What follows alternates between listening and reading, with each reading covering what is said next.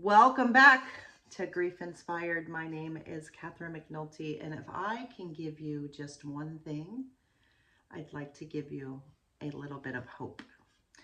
So today we are talking about how to survive Mother's Day after you've lost a child, and particularly that first Mother's Day that's coming up can be so very challenging. It can create a lot of anxiety, and we can kind of be nervous as it approaches. And as you all know, this Sunday is going to be Mother's Day, and so I thought, what better way than to talk about it today. And I want to thank Michelle, who has reached out and has asked this question.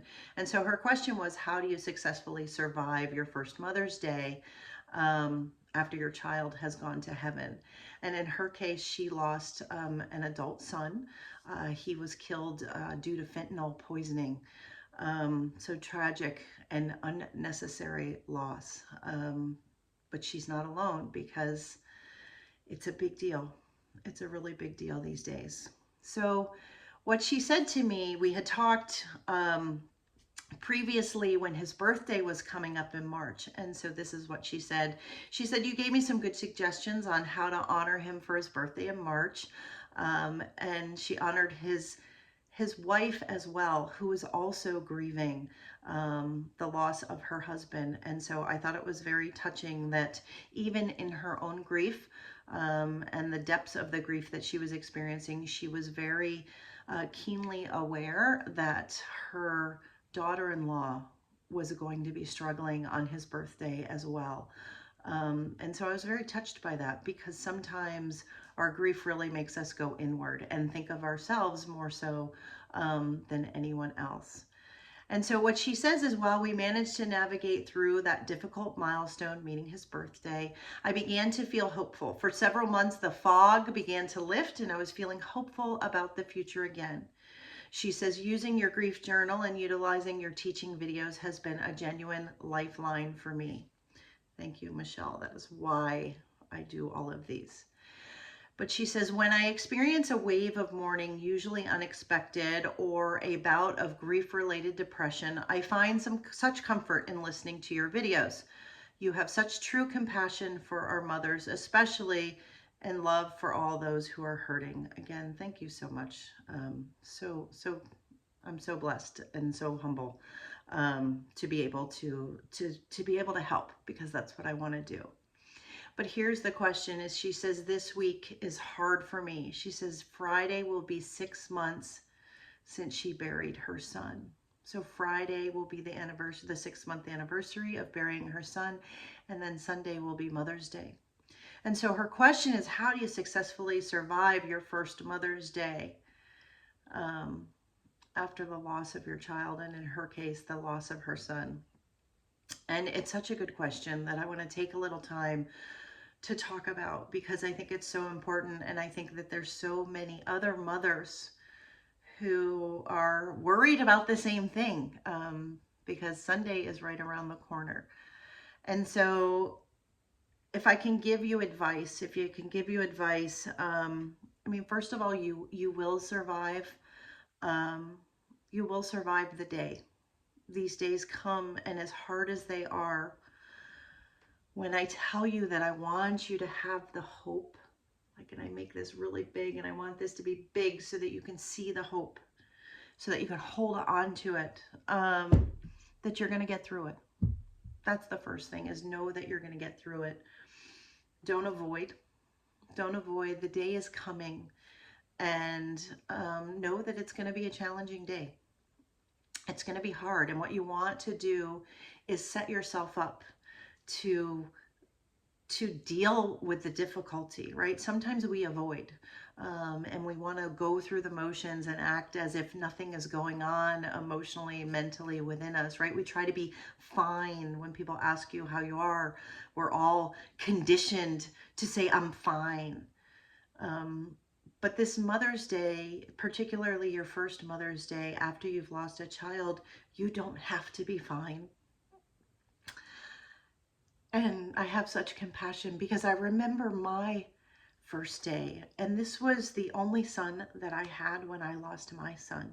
And I remembered wondering, can I celebrate Mother's Day when I don't have a child? Am I still a mother? Was a question that I had, and I wasn't sure.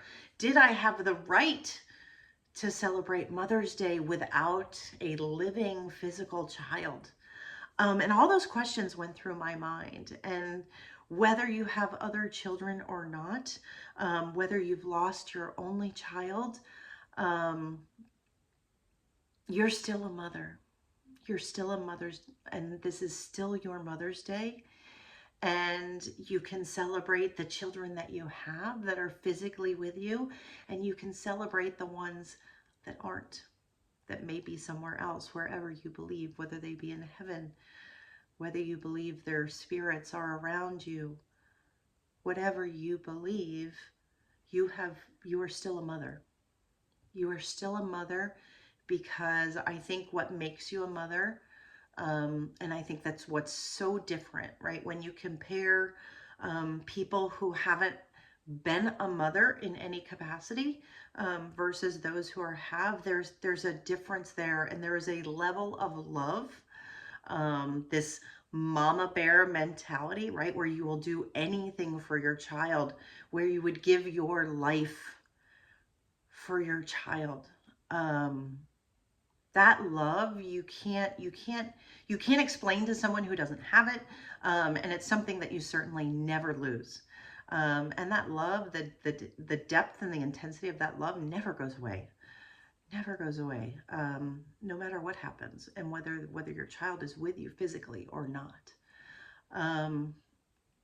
So focus on that. Focus on the reason why you're hurting so much is because you've had the love and you've had the experience. And remember that there are people who haven't had the opportunity to be a mother, or who are struggling to be a mother again. And that's hard too. And so Mother's Day can be a difficult day for so many. And so the takeaway there is to remember that you're not alone. Sometimes in our grief, we really feel alone. And given the state of the world, the way things are, the way the world is set up, and the fear that we have around whether it's, drugs on the street, or COVID, or the war that's happening, there is fear. We are scared.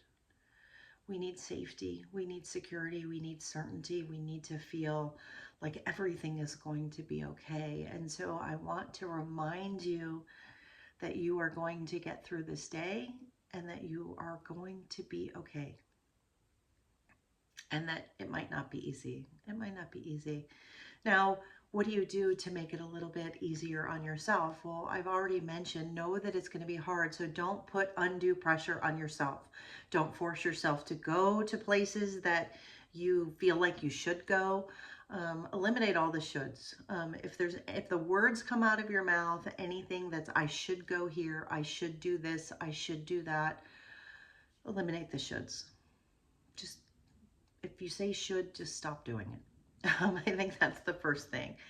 And then do something special. Do something special to honor the child that you're missing.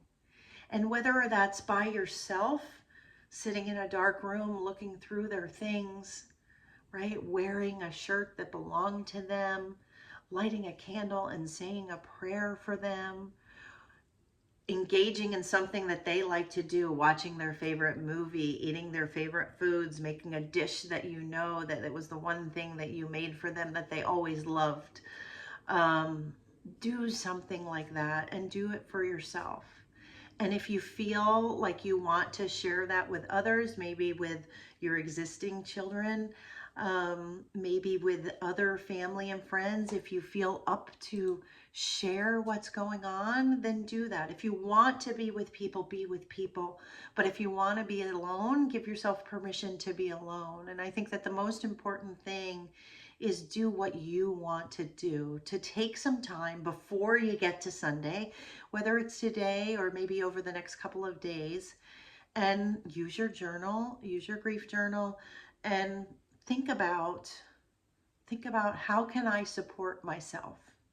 Because the thing that we sometimes forget is that your grief is not so much about the loss of your child as it is about your life and how you keep on living.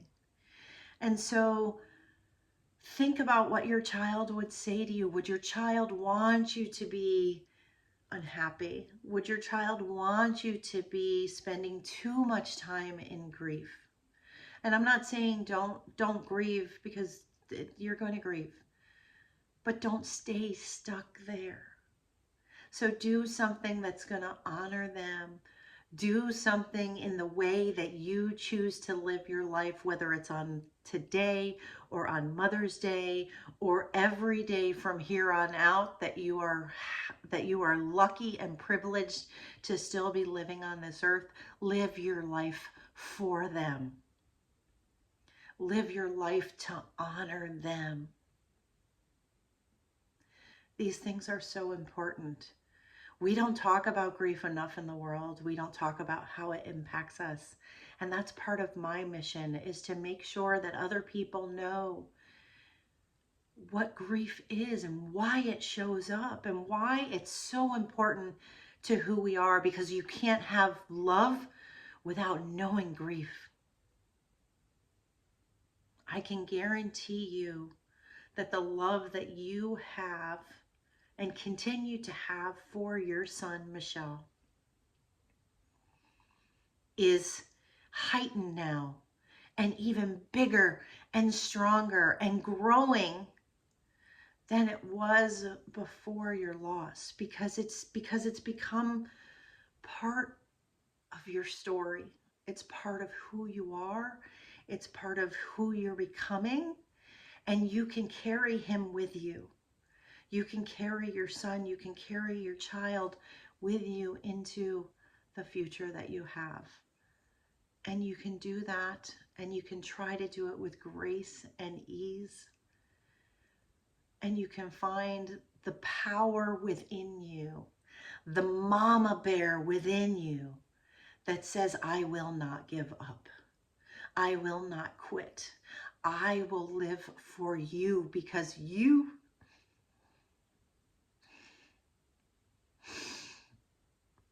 are so important to me.